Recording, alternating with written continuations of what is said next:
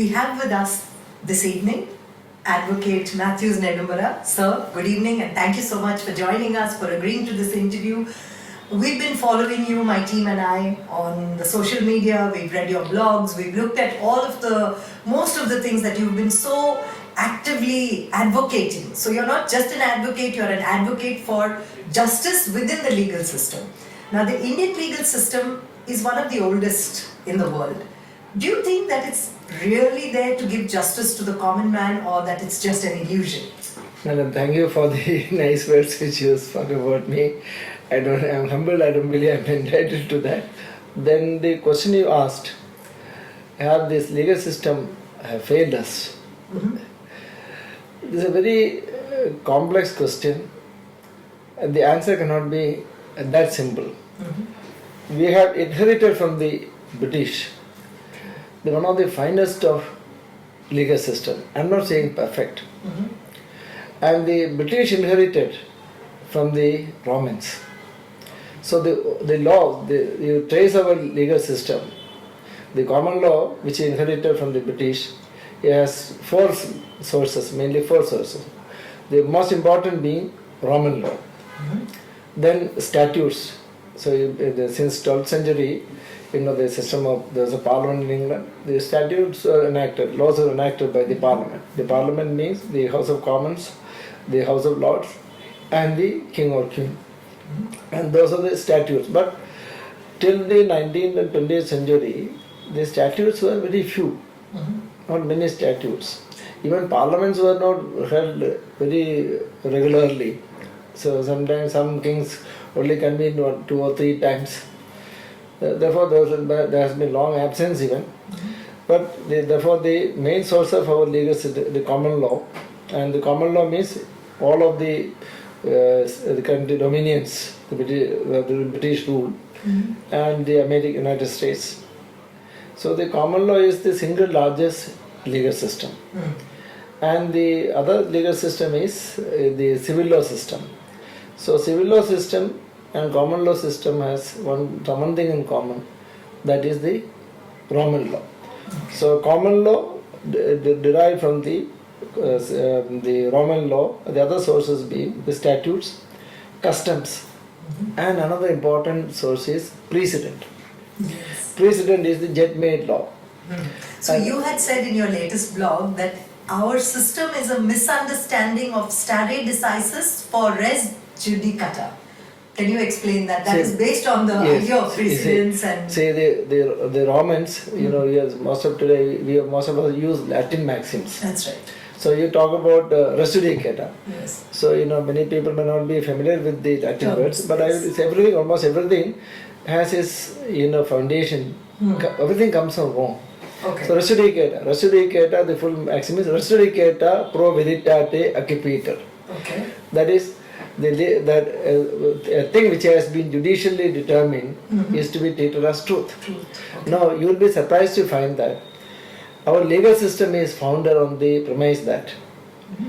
that no judge can assuredly do justice. Res judicata facit ex albo nigrum, mm-hmm. ex nigro album, ex recto curvum, ex curvo rectum. Mm-hmm. So a judicial decision can make what was white black, and what was black white, what was straight curved, and what was curved straight. So that means a judicial decision, however erroneous, is final, binding, and authoritative. So a court finds an innocent man guilty of murder, convicts him and awards him capital punishment and sending him to the gallows. Then the legal system, which cannot, because of the concept of res judicata, we recognize it. So therefore the reason is, suppose this is the reason Roman lawyers gave. So, unless a judicial decision is not allowed to be treated as final and binding, as truth, then there will not be any end to litigation. So the Roman lawyer said, Interesto Republico ut sit finit litium. Interesto Republico ut sit finit litium. It is in the interest of Republic that there shall be finality of litigation. Okay. So the finality of litigation, not justice. Mm. Right or wrong, a judicial decision is final and binding. And there's another reason is also the interest of the parties. Say, suppose we had a litigation between us about the title of this pen or the ownership of this pen, and a court decides in my favor. Okay. And you have a right to assuming that the statute provides for a right of appeal, and the appeal also I succeed. Then it is mine. It was yours. Yes. But the judicial decision, Is that the it's court not found that it yours. is mine. Therefore, it is mine. So therefore, the Roman lawyer said, "Namo debet bis vexari pro uno et idam gosa." Namo debet bis vexari pro uno et idam gosa. No man shall be vexed on the same question more than once. Okay.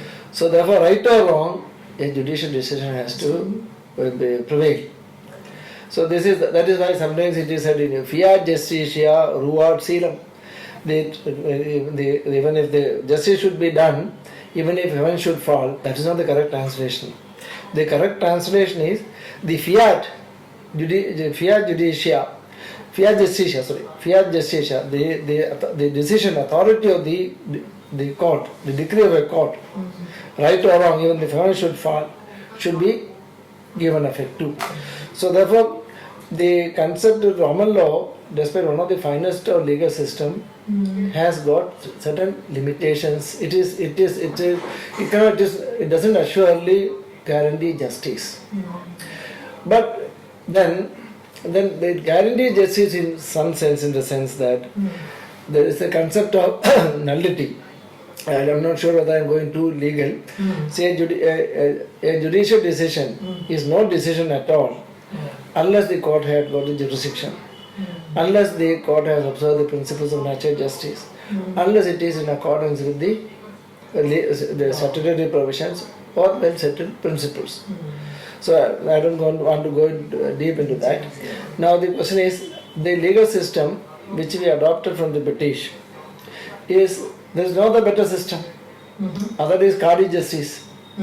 Qadi justice is among the Mohammedans.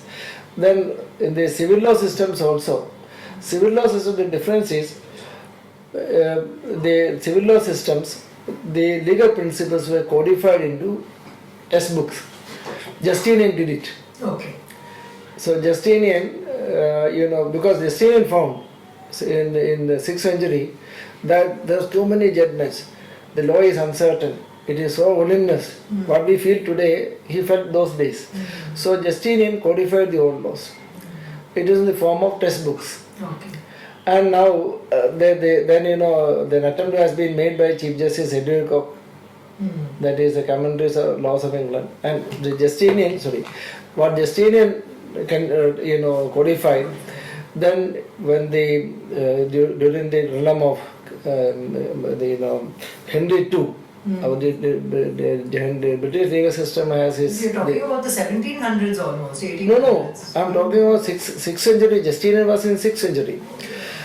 So Henry II, from Henry II only we can say there was a proper legal system in England. So Henry II brought the Roman law. So you had mentioned something about precedence. Yeah, I'm coming to that only. Henry II, the Bracton was the chief judge. So he reduced everything in the form of a thesis. Okay. So in Latin, the name of the book in Latin is Tractatus de Legibus Constitutionibus Angeleia, the treatise of laws and customs of England. Okay. Then after that, the Chief Justice Edward Coke, the laws of the commentaries of the laws of England. Then Blackstone also commentaries of laws of England. Then these were some authoritative, and today we have the Harsberry's laws of England. But Harsberry's laws of England is mostly about the citations, referring about judgments. So there was many areas the law was not clear. So what was the Bracton's treatise of laws of England, customs and laws of England, that is incomplete. So then from the 15th, 16th, 17th centuries, many judgments came. And those judgments the reason for the judgment. The precedent is a very wonderful concept, very useful concept. Say, for instance, precedent is a principle. Suppose in a case between A and B, a court evolves a principle which never ever existed for the resolution of an issue. That principle, when repeatedly employed, then it becomes a settled principle. Okay. See, the concept of artificial corporate entity. Say, the partnership, the partnership is not distinct from its partners. The corporate concept is that they say in the case of Solomon, there are only two shareholders. There has Solomon and his wife. Okay. But since it was registered as a company, then when he was sued, Solomon said he is not liable for the liabilities of the company because he and the company are two independent legal entities. Okay. So therefore, Solomon and company is an artificial legal person. Solomon and his wife, who are the sole shareholders, are distinct. So the concept of the artificial corporate personality, the artificial legal entity, that came into existence. Okay. Then this became a Precedent. No, this became a law. It's a precedent. So the concept of absolute corporate, the concept of immunity. Okay. The company, the shareholders are not liable for the debts of the company. That concept, that's a core of the company law. Okay. Then later this concept was abused. All right. Then the new concept came, removing the corporate veil, piercing the corporate veil. All right.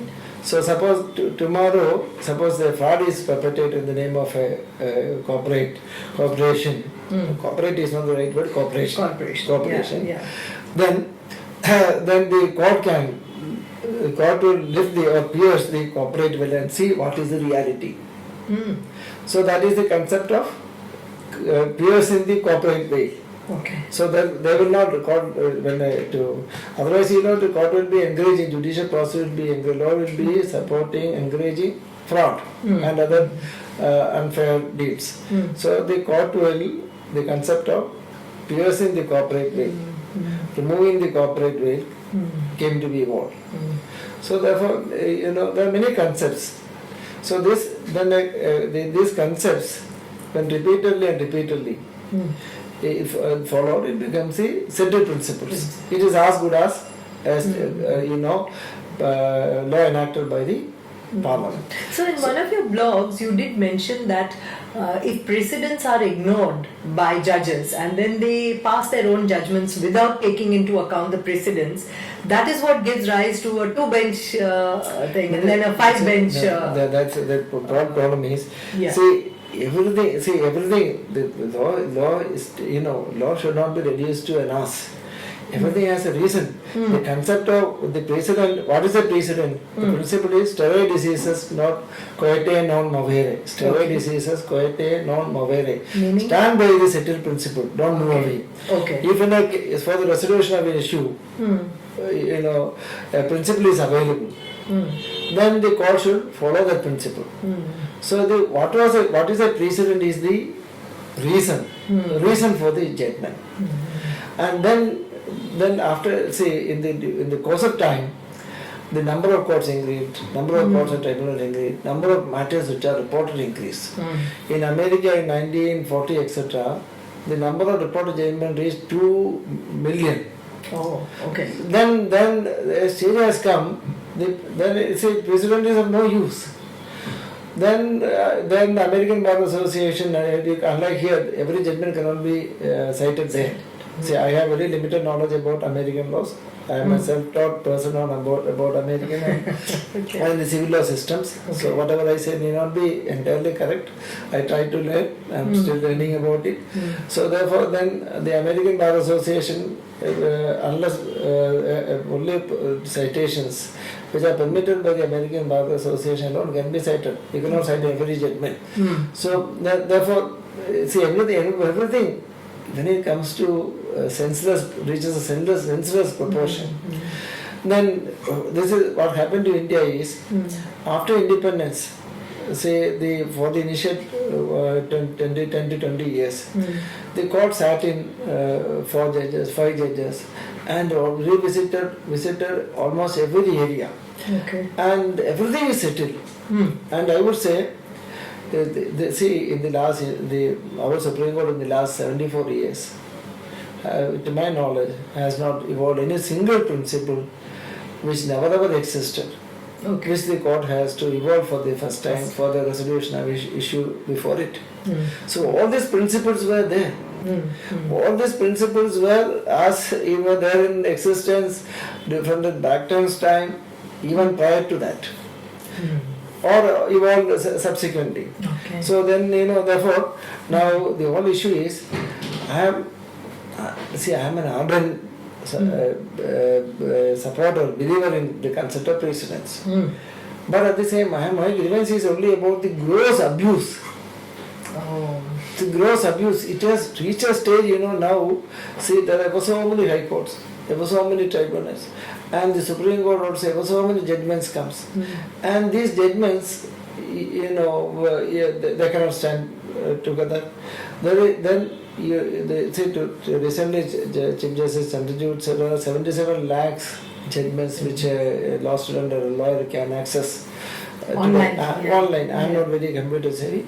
But then, think of that. Say, I show you one judgment, which this is a Maftala Industry, Nigerian Constitutional Bench. It is around 200 pages. Our NJC judgment is around 1,000 pages. So, Kashamananda Bharati is around 50 million words. So, all these judgments are too voluminous. And it does not contain any new principle.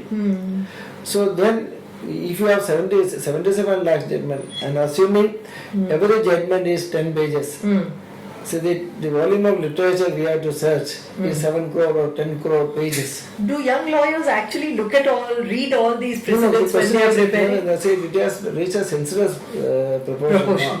Now, what was a principle is a precedent. That era has gone. Then you read something, and you say, the issue is, I am so much scared of citations today, because he is for a dishonest judge, to do something which the law doesn't permit him to do is to write a bulky judgment running to hundreds of pages. He simply quote from different judgments. Say, I would say, some time ago I came across a judgment of Justice Arun Misra that is about the reservation. 100% reservation of tribals in the tribal schools in Andhra Pradesh. My memory is slightly fading, but when I found the judgment, I found it is only quoting from earlier judgment, and I actually asked my associate to give me a print of the actual judgment, removing all these quotations. Then it was some 15 pages, and nothing was discussed. So therefore, it has reached such an absurd proposition. And then then what is the purpose of precedent? For certainty. You cite a precedent because law is settled. That a particular legal proposition is the accepted proposition, settled law, then parties can arrange their business, do act accordingly. Now, we have this precedent has led to a lawless situation. The classic example of the gross abuse of the concept of precedent is Keshavananda Bharati's case. It is Keshavananda Bharati's case is glorified as the fundamental rights case. And before Keshavananda Bharati, one could only approach the Supreme Court for the enforcement of the fundamental rights. So, for the enforcement of the fundamental rights, for your life, liberties, without recourse to any other court, any citizen can approached the Supreme Court under Article 32. Correct. And that article is little problematic because if that is actually to be put into practice, we need a Supreme Court of 1,000 judges. Yes. And we don't need any other court. But now I'm on a different issue on the concept of precedent. Before Keshavananda Bharati, when if you have to file a petition, the judges will ask, why are you here? What right of yours, which fundamental right of yours has been infringed? Okay. And nobody would ever dare to step into Supreme Court without alleging violation of fundamental rights. Okay. And after Keshavananda Bharati, I'm sorry, I'm naming even people, Prashant Bhushan, so many other PA people, they come to the court, even filing the remand in the NJC case. None of our rights are infringed. Why are we here? None of my rights have been infringed. Basic structure is infringed. Oh. So people come to the court admittedly saying that none of our rights are infringed. I have no cause of action. So if a rights are infringed, law will provide for the remedy, you have a court to enforce it. Right remedy forum. If you put in Latin, you may just ebi remedium. Okay. So therefore, before Keshavananda Bharati, we follow the in a pristine legal principle that one could go to a court only if one's right is infringed and not otherwise. Okay. After Keshavananda Bharati, petitions were filed in the Supreme Court asserting that none of my rights are infringed, But the basic structure is infringed. And then the basic structure doctrine, and probably I may be the only person, I have been a critic of the basic structure doctrines maybe for the last 20-25 years. Okay. So, then initially I was scared to criticize it because it is such a, it is almost a gospel.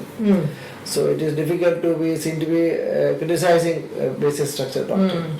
Then now, there must be courage to criticize is, I ask people, if I am wrong, tell me why I am wrong. Okay. I have not got anything in reply from anybody. So if before Keshavananda Bharati, Golaknath's case, the Supreme Court said, no, even by a constitutional amendment, fundamental rights cannot be taken away. So I stand by that. Okay. See, when I say I'm opposing basic structure, calling it an absurd proposition, it means I only stand for the supremacy of the fundamental rights. There's a primacy of the fundamental rights. So the fundamental rights cannot be infringed. And if fundamental rights are infringed, it cannot be, if the Constitution could protect the fundamental rights, and no constitutional amendment can take away absolutely the fundamental rights, and that is a legal possession, which was a legal possession in Golaknath's case, there is no reason to worry. So what is the basic structure? See, the supremacy of the Constitution, independence of judiciary, the federal structure of the Constitution, secularism. See, if any of what you call as a basic structure, if it is violated, it will certainly involve the violation of the fundamental rights. For instance, I am from a minority community. Suppose my right for the freedom of conscience and faith is infringed. Then certainly my fundamental right is infringed. So I don't have to say that the basis, the secularism basis structure is infringed. You say something which is sensible. So basic structure is meaningless. But the basic structure concept was, why in Keshavananda Bharati nobody dared to say that fundamental rights cannot be abrogated? Because property rights was a fundamental rights. So the whole issue was about the property right, which was considered to be a fundamental right. Okay. So the agrarian reforms, Keshavananda Bharati is about the agrarian reforms. So that was attacked, and nobody could say that at that point of time because it wouldn't have accepted to the public at large. Very true. So a constitutional amendment to take away the property rights or which is for to implement agrarian reforms could not have been attacked for violation of fundamental rights. So therefore something which has a meaningless proposition was evolved, which is called basic structure cannot be infringed. No, then my grievance about is that, not about the Keshavanda Madri, but this proposition has been, stretched to unthinkable levels. For instance, this basic structure theory is used to rewrite the constitution. Okay. See, for me, I'm not a BJP man nor a congressman. I believe I have an independent stance. See, under the constitution scheme, appointment of judges is an executive function. Okay. And if you are a democracy, the power of appointment is if the president, and the president has to act on the aid and advice of the council of ministers. Okay. And then the constitution, as originally enacted, only mandated that in the case of appointment of the judges of the Chief Justice of India, the judges of the Supreme Court and High Court be consulted. And in the case of the other judges of the Supreme Court, the Chief Justice be consulted. In the case of the appointment of judges of the High Courts, in the case of the Chief Justice, other judges will be consulted. Where does the collegium come into the picture? In the case of appointment of the judges of the High Court, the Chief Justice and the Chief Minister, the government Chief Minister to be consulted. So this is the constitutional provision, and then this provision, everyone was not very happy. Even I am not very happy about that. Okay. So therefore, there was a proposal for a National Judicial Appointments Commission. Okay. And it was in VP Singh's government, Dinesh Goswami, that the Constitution 67th Amendment Act was introduced. National Judicial Appointments Commission. Okay. And that National Judicial Appointments Commission that contemplates, that's a commission where what was contemplated was a commission where represented by the judges, the eminent citizens and the government. And came the Vengadariya, there was a committee to revisit the constitution headed by Justice Vengadariya. And Vengadariya commission also, Justice Vengadariya also is a very respected judge. We also recommended a commission with the three senior most judges, the Prime Minister and a eminent person. Okay. Then this National Judicial Appointments Commission, it later became a law by the 99 Constitutional Amendment Act, which has received the assent of both the Houses of the Parliament. The only sole dissenter was Jamjat Milani, and received the majority of the assent of the majority of the states. So it is the will of the people. And then this enactment, the NJAC, consisted of 6 members. Okay. 3, the chairman of the Chief Justice of India, and 2 senior most judges. So out of the 6, 3 were judges. Alright. And then other 2 members were 2 eminent persons to be selected by a committee consisting of the Chief Justice of India, the Prime Minister, and the leader of the opposition or the largest single party. Okay. And this 3-member committee will have to select 2 eminent persons. And one of the eminent persons should be from a lady or from the scheduled type community. Okay. So the National Judicial Appointments Commission has 6 members. Okay. 3 judges, 2 eminent persons, and 1 the law minister. Okay. And I'm not saying this is perfect, because there is no representation for the state governments.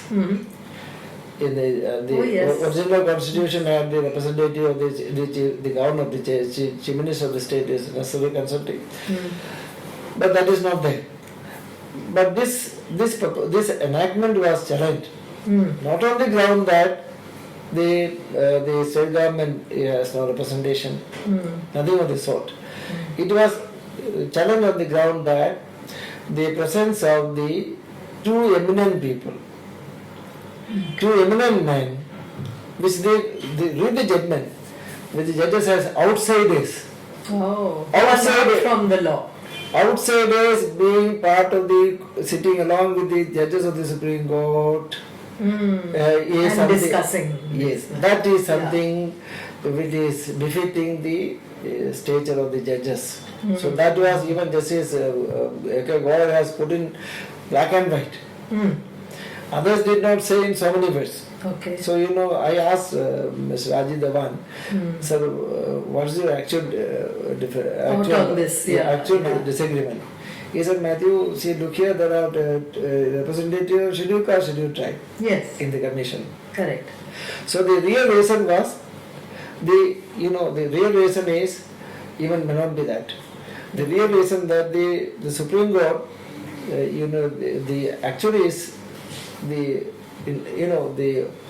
controlled by the senior lawyers, eminent lawyers, the powerful lawyers, not in the physical sense. Yeah. See, they are the opinion makers. What they say is what the newspapers report, and what they say is considered to be the enlightened opinion on the matters, affairs of the judiciary. And therefore, and they are there. Judges come. Judges come, they are there for 5 years, 6 years, 7 years, and maximum. Even in the case of Chandrachud also maximum 10 years. Okay. So they come and go. See, they don't have much of a role. The actual the institution is controlled by, not in a sense, informally, unofficially is under the control of the elite class of lawyers. Okay. So they are the one who was uncomfortable with the proposition NJAC. Okay. And then they use the basic structure theory. So what was the ground on which the NJAC was attacked? Nobody said my fundamental right is affected. Okay.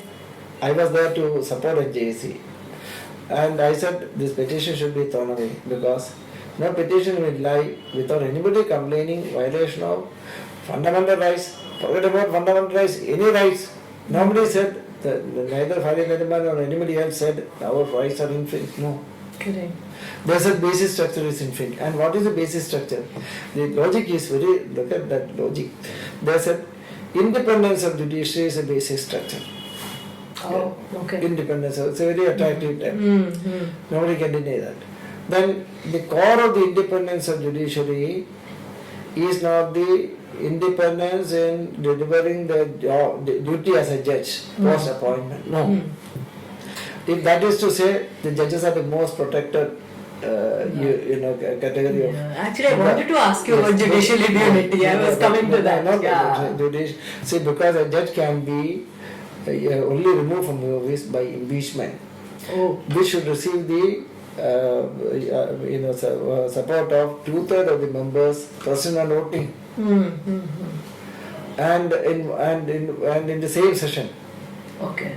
And such an impeachment motion can be preferred after inquiry conducted under the Act. So when judges bring out a judgment which is against... Let me complete this aspect. So therefore, they said post-appointment in the independence, in the performance of the duty, that is not the core of the basic structure of independence of judiciary. The core of independence of judiciary is in appointments.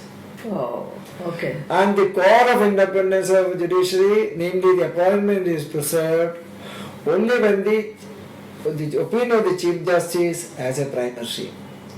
So the Constitution says the President shall, in consultation with the Chief Justice of India, and the Chief Justice of the state concerned and the Governor of the state concerned, shall by warrant appoint a judge of the High Court.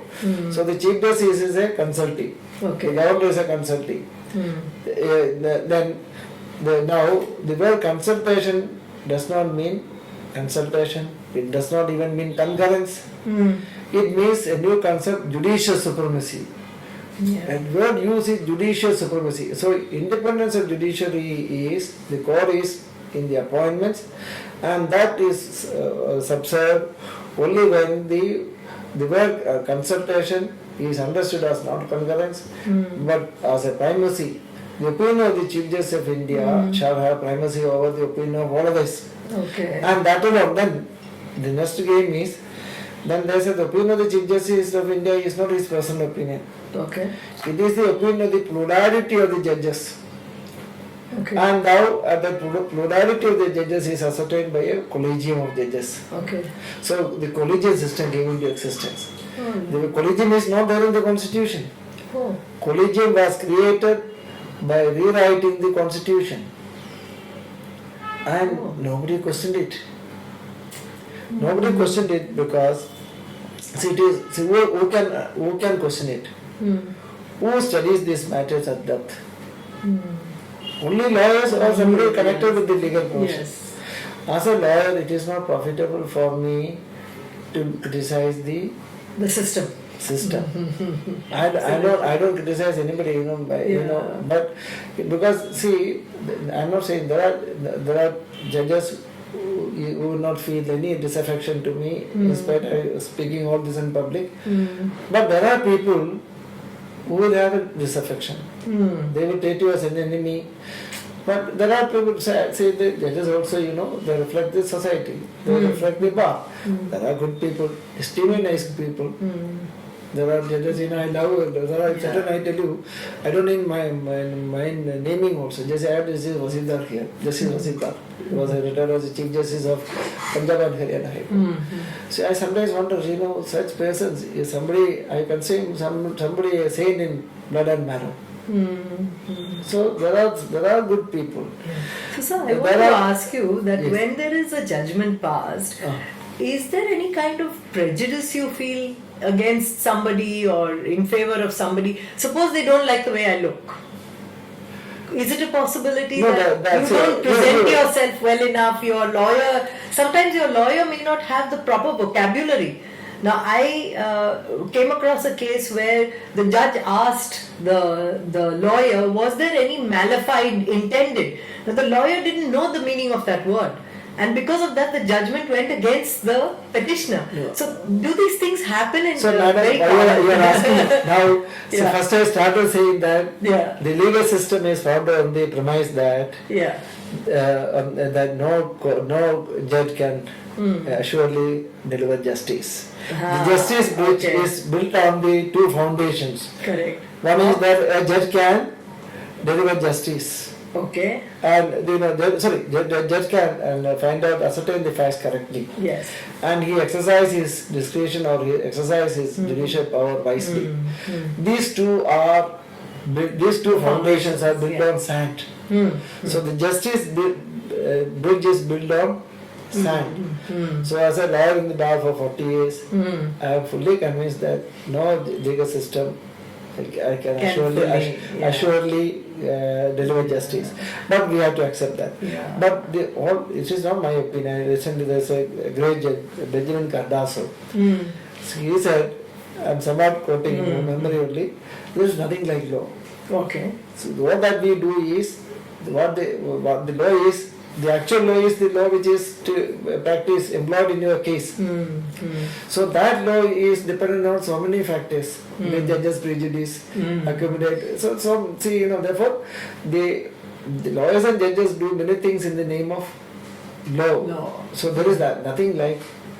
Actually, there is nothing like law. Yeah. In actual life, see, there are a lot of factors.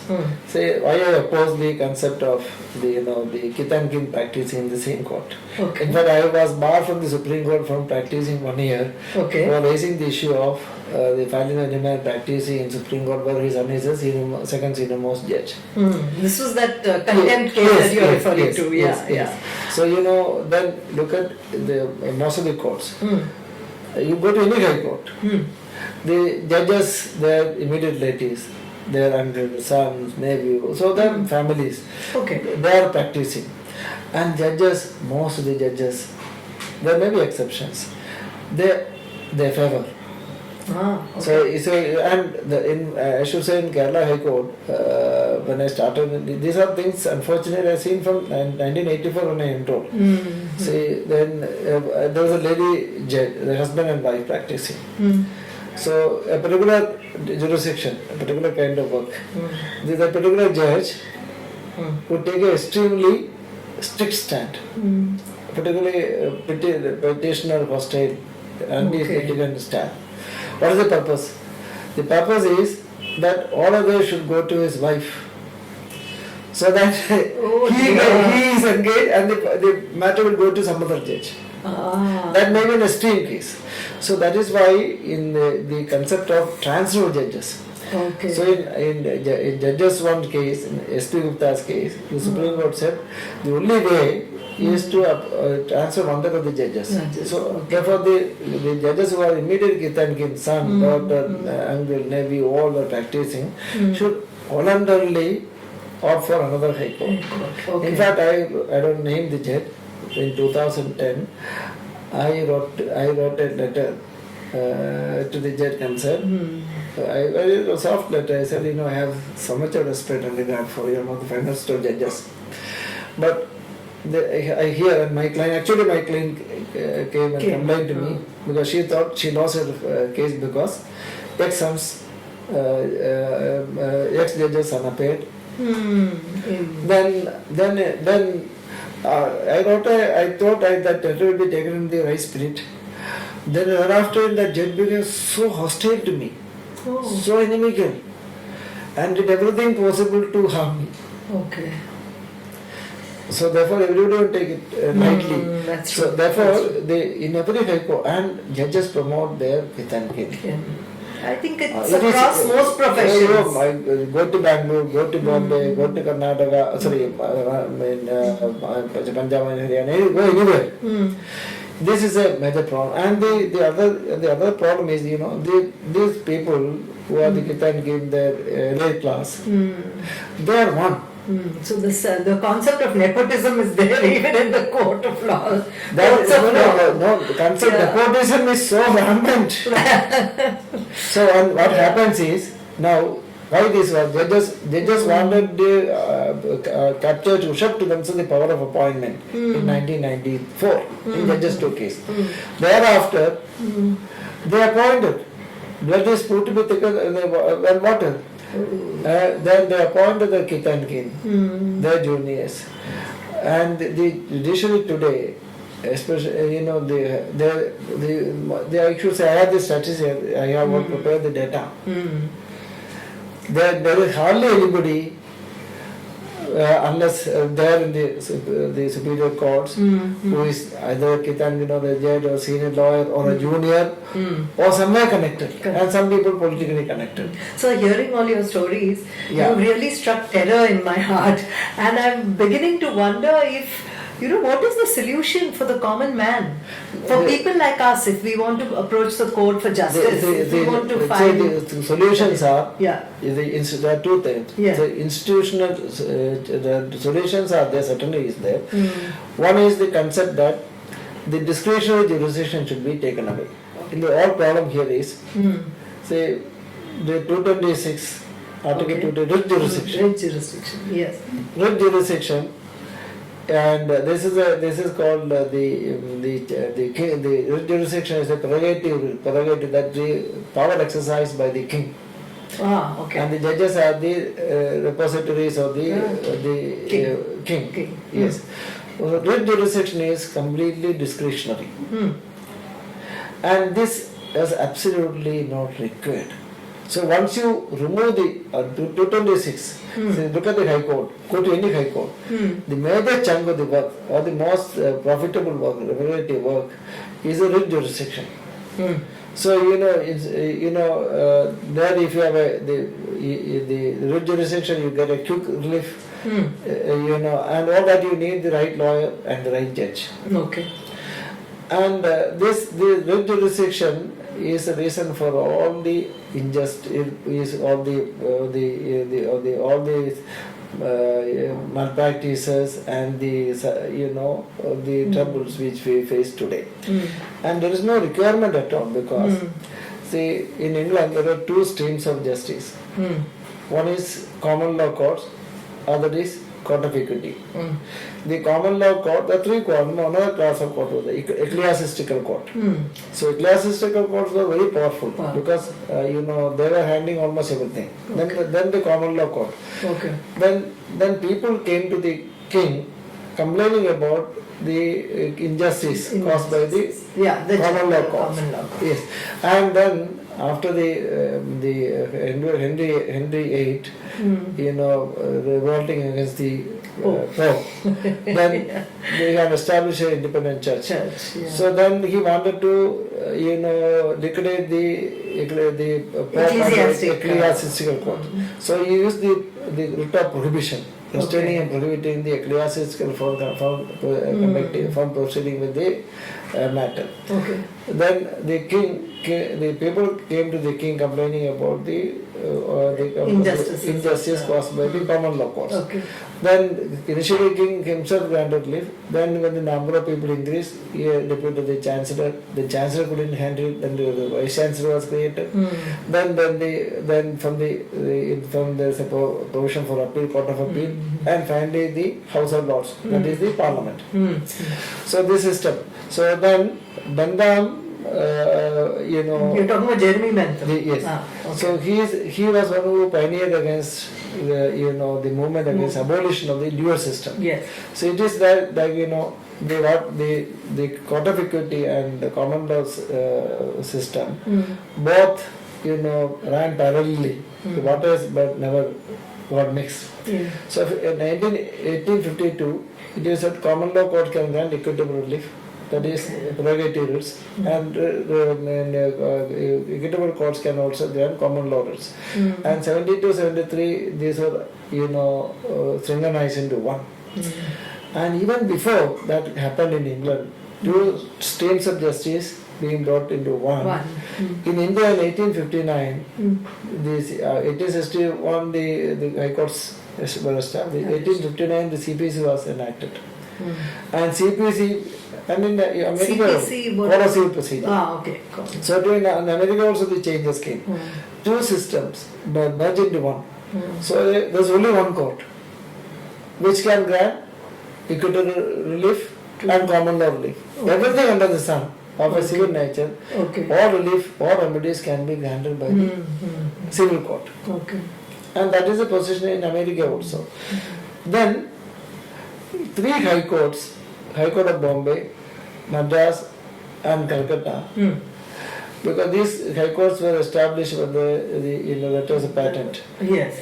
So therefore these high courts, even prior to the coming into the force of the High Court Act, exercise the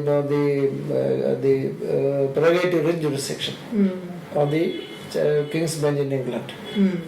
Where the king is symbolically presumed to be present. So then this practice continued. So far as the high courts of Madras, Bombay and Calcutta is concerned. Other courts, they deliver justice. Other high courts, there were other high courts, so many other high courts were there. There were no jurisdiction.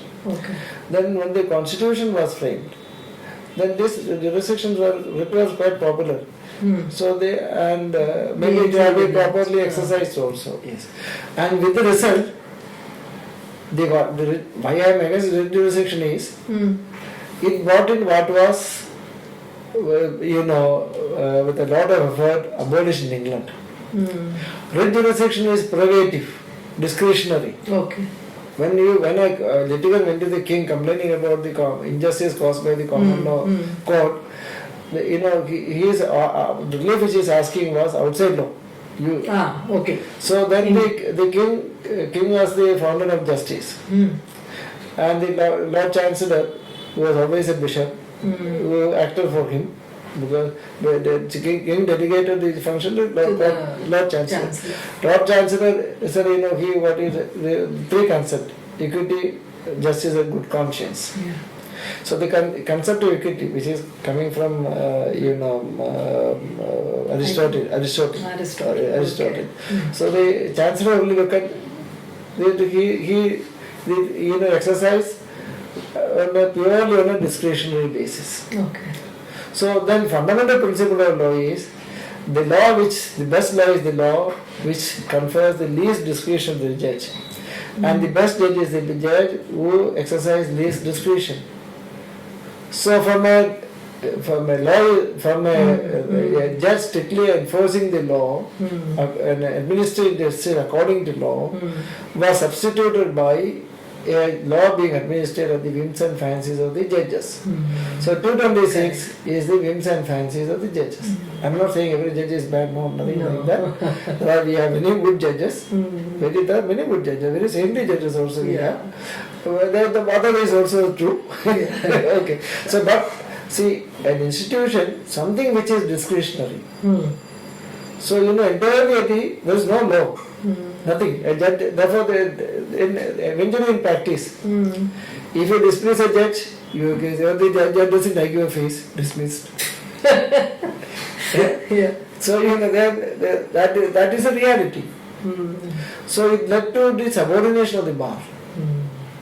And again, the greatest stress today is the subordination of the bar. Because judges in a system where judges appoint themselves, they appoint the Kitankin and all. Yeah. And secondly, the judges start to appoint in anointing the lawyers as senior advocates.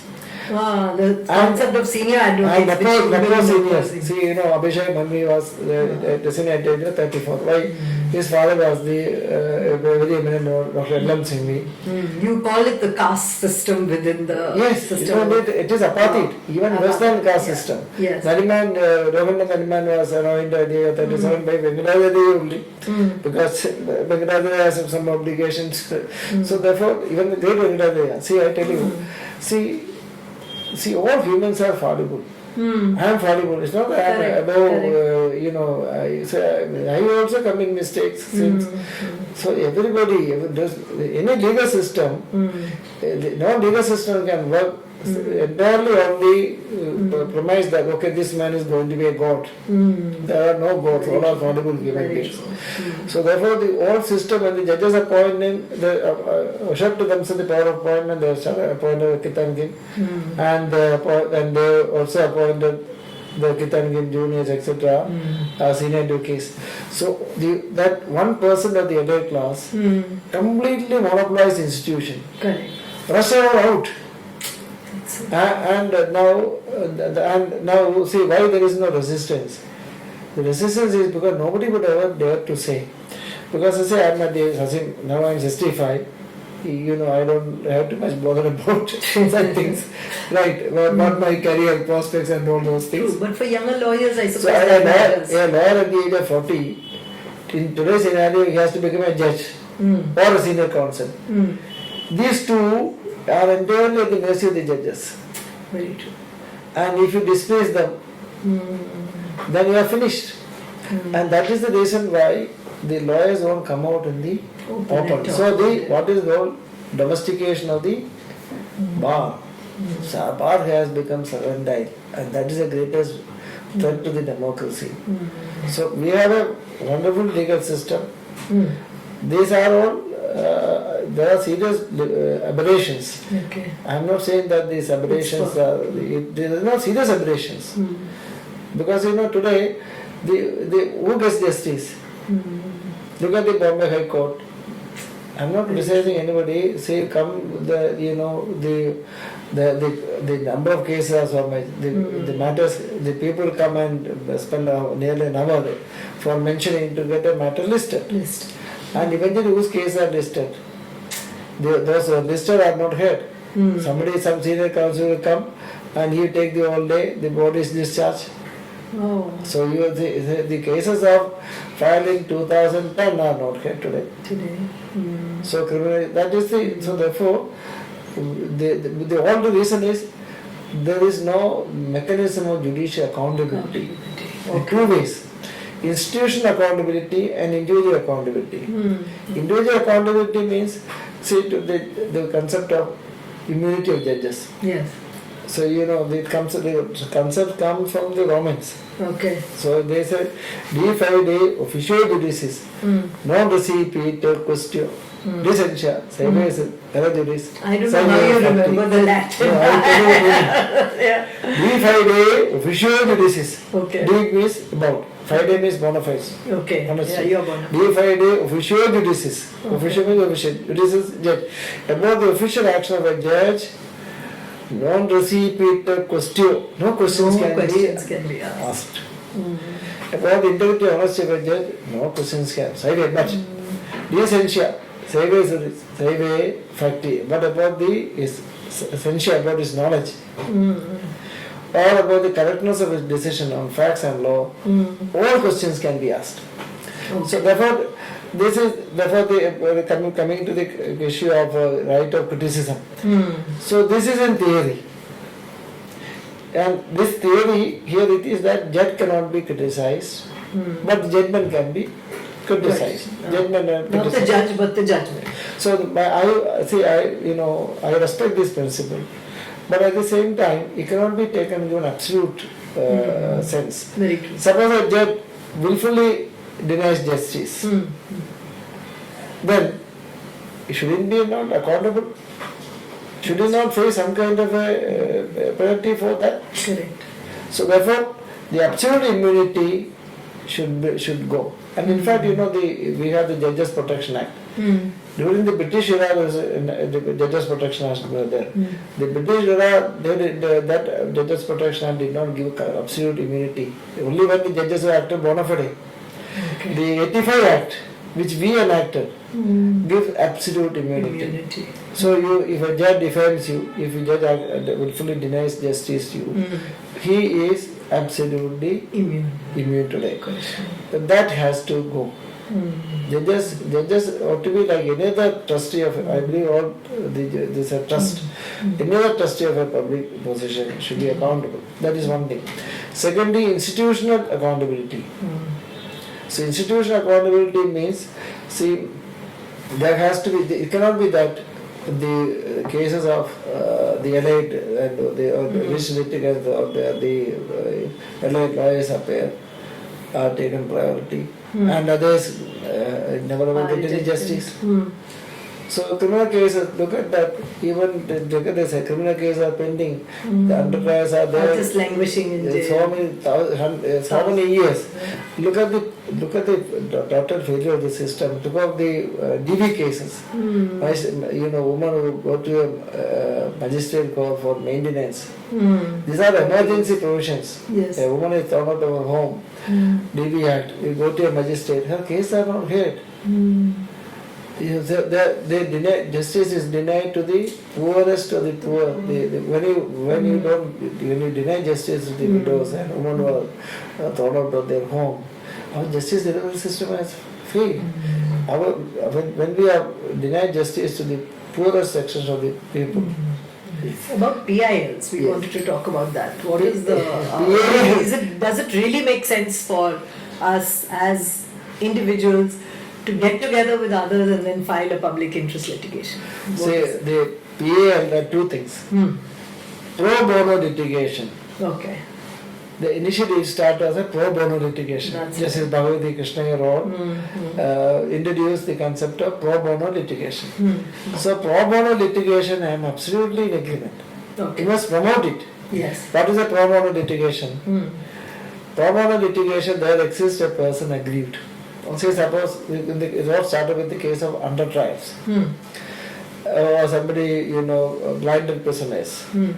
Under trials. So they are in jail, languishing. Nobody to take up their case. Madam, you take up their case. You file a petition. Then the cost is you are the petitioner.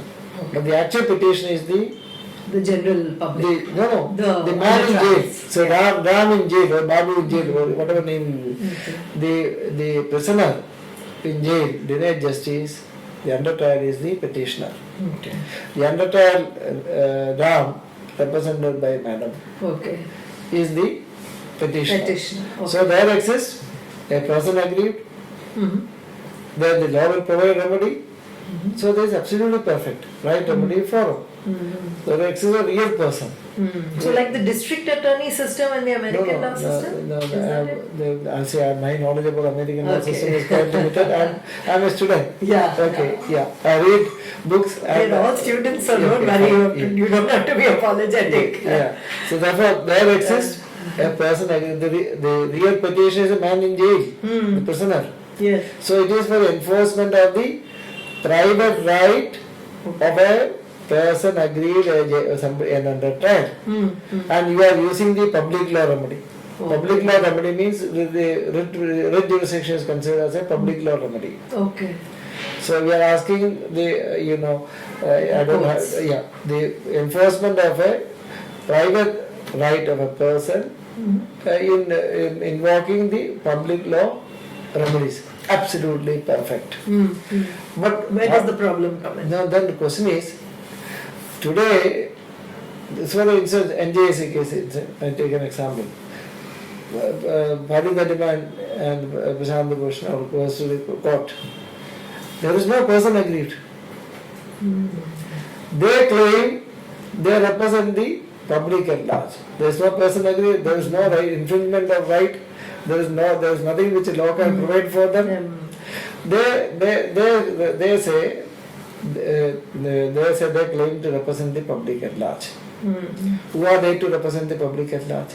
Assuming the right is there. Yes. There is no right. Assuming so. The only person who can represent the public at large is the Attorney General and the Attorney General. Why? Because he represents the executive. Okay. The executive is accountable to the legislature. In a responsible government means every day's existence, you are accountable to the people, the electorate, through the legislature. So the only any person who can represent the public and file a public interest litigation is the Accountant General. Sorry, Attorney General. Attorney General. So the writ of mandamus. Writ of mandamus is an action, it's a state action in the name of the state. So Kuhita proceedings. Kuhita, the full form I forgot. So therefore, here somebody usurping the jurisdiction of the Attorney General and claiming without any authority to represent the public at large. And so assuming that there's a provision for representing the public, there's a provision for public interest litigation, CPC, section and representative suits. If representative suit, suppose you are filing a representative for a class of person, then that representative suit you cannot conduct as your private brief. Okay. You have to issue notice to the public at large. Order on Rule 8 to CPC. There's a provision for, if the public, they have to make a publication. Okay.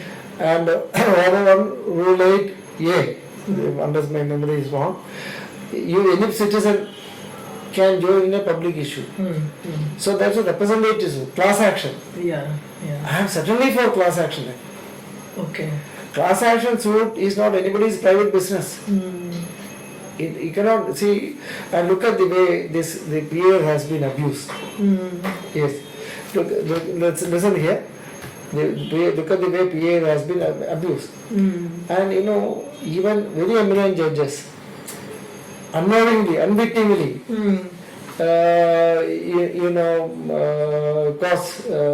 had caused injury to the poorest of poor section of the society. For instance, let me say, Justice Chandrachud himself, the Chief Justice, he is certainly a great judge, has a great concern for the poor.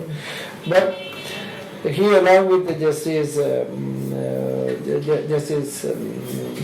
he was currently the member of the International Court of Justice. I'm missing the name. Then he in 2004 passed an order where 5 senior advocates appeared. Okay. Directing all the illegal structures to be demolished. Yes, I remember. And they constituted a committee. And directing the commissioner, etc., to report. And thousands of slum Delhi's homes were demolished. And look at, you go to the Kolaba. This is the direct effect of Bandari, Justice Bandari, Chief Justice Bandari. The direct effect of the order of repetition of 2004. You won't believe. See, just 2 kilometers from here, go to Cuff Parade. Okay. Cuff Parade, I was in Cochin then. I received a call. The authorities have come with the bulldozers to demolish 3,000 families. Their homes were demolished in 2007 during the court vacation. By the time I reached, took a flight and reached, I could get a bench constituted. By the time all these shanties, all these structures, that's very sad. Actually it is not shanties, even some of them are fairly well-built structures. They were occupying the premises for 40 years, 50 years. And this was done by whom? In the petition instituted by Bombay Environment Action Group, there is another fellow, Janhid Manch. Let me talk about this man. This man, Janhid Manch, He is filed repeated petitions for demolition of illegal structures. He is the greatest enemy of this days. Okay. And judges have entertained him like anything. Okay. And all humanities, I would say, I'm the only person who came first forward that this can't be done. Okay. And about this man, I tell you, there is a Bhadas Royal building. He instituted a petition acting as a proxy for another builder and saying that this building is violation of rules, and he fought up to the Supreme Court, and he was criticized and petition was dismissed, and the Sriram infrastructure, Kasriwal, he was finished. So he was acting as somebody's proxy.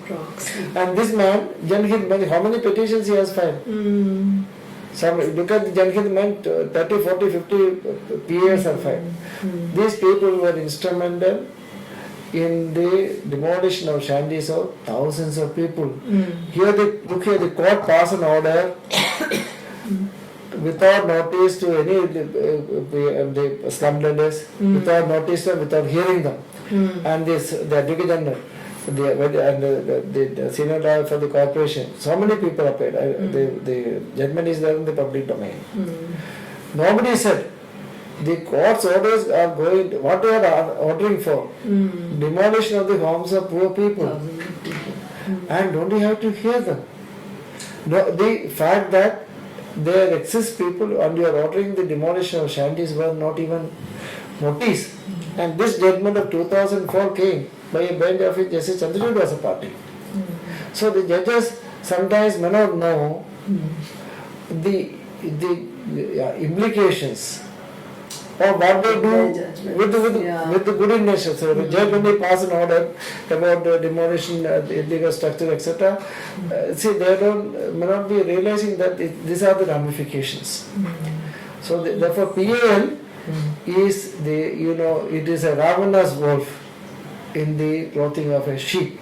Yes, so sir, you've spoken so comprehensively about so many aspects of our legal system, and we know that your heart is in the right place because, from our previous conversations too, you have you have looked at the outcome of these cases and for the good of the common man. So in that sense, you are really doing human service. And what we thought was going to be a 10-minute interview became a whole lecture in law. And I'm sure both my team and I have been educated because, we always think of the law as an institution that is there to mete out justice. And I've always wondered about the fact that we have so many cases and so few judges. So that's my final question to you. How does this case to judge ratio result in justice being served? Madam, the answer is, see, now look at everybody wants, I'm for appointment of lady judges. Correct. Even I support the appointment of scheduled tribe members. But the whole problem is, there is hardly anyone exist. Takers for so therefore, this issue can be resolved only if you attract the best talent to the law school, legal profession. That's right. And that is possible only when young lawyers, youngsters understand that. Those who are aspiring to job, they have realized that they can have a profitable, successful profession here.